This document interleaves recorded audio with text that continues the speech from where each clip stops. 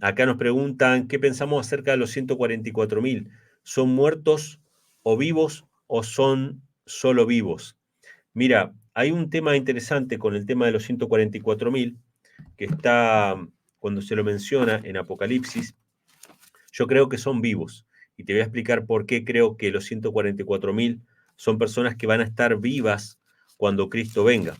En Apocalipsis capítulo 6 se narra lo que va a pasar con los impíos que van a presenciar la segunda venida de Cristo, ¿sí? Eso es muy interesante porque dice la Escritura en el versículo 15, perdón, vamos a leer del 14 de Apocalipsis 6, versículo 14, dice: el cielo se apartó como un pergamino que es enrollado, y toda montaña y toda isla fue movida de su lugar, y los reyes de la tierra y los magistrados y los ricos y los capitanes y los poderosos y todo siervo y todo libre se escondieron en las cuevas y entre las peñas, o entre las peñas de las montañas. Fíjense cómo dice, ¿no? O sea, esto es en la segunda venida de Cristo. Todos los impíos se esconden entre las peñas para esconderse de la presencia de Dios, ¿no? Sabemos que para Dios el pecado es como una especie de combustible, digamos, ¿no? Entonces, para el pecado Dios es un fuego consumidor. Entonces, el pecador no quiere estar en la presencia de Dios. Entonces dice, versículo 16 de Apocalipsis 6, decían a las montañas y a las peñas: caed sobre nosotros y escondernos del rostro de aquel que está sentado sobre el trono y de la ira del Cordero, porque el gran día de su ira ha llegado, y ¿quién podrá sostenerse en pie?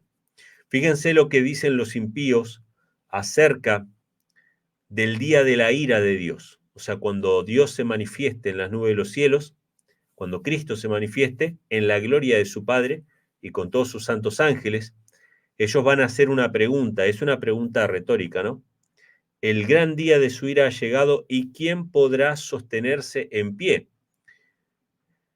La pregunta está diciendo, no hay ningún ser humano que pueda estar en la presencia de Dios, nadie se puede sostener en pie. Pero la respuesta a esa pregunta es el capítulo 7.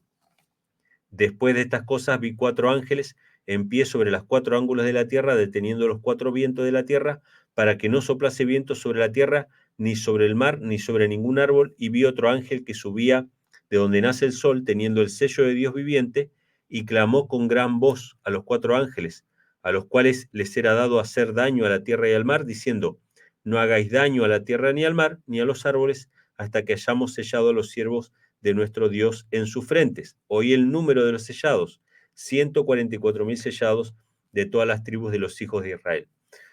Sabemos que toda la destrucción de las plagas que se van a dar sobre la tierra son consecuencia del pecado.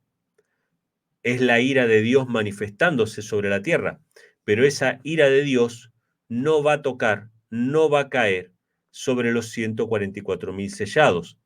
¿Quiénes son los únicos que van a permanecer en pie delante de un Dios santo? Son los 144.000. Es decir, los que estén, son los que van a estar vivos cuando Cristo venga. ¿Por qué van a permanecer en pie?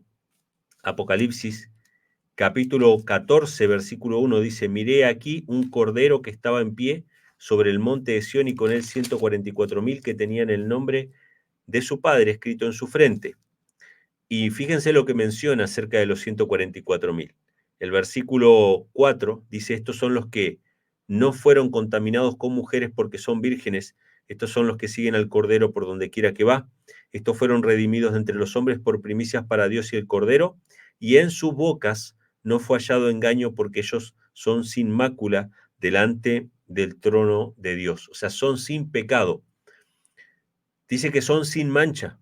En su boca no fue hallada mentira. O sea, son personas que están viviendo plenamente la obediencia a la ley de Dios. Fueron redimidos, no es que no son pecadores, pecaron en el pasado, fueron redimidos, pero ahora viven en perfecta obediencia a toda la ley de Dios.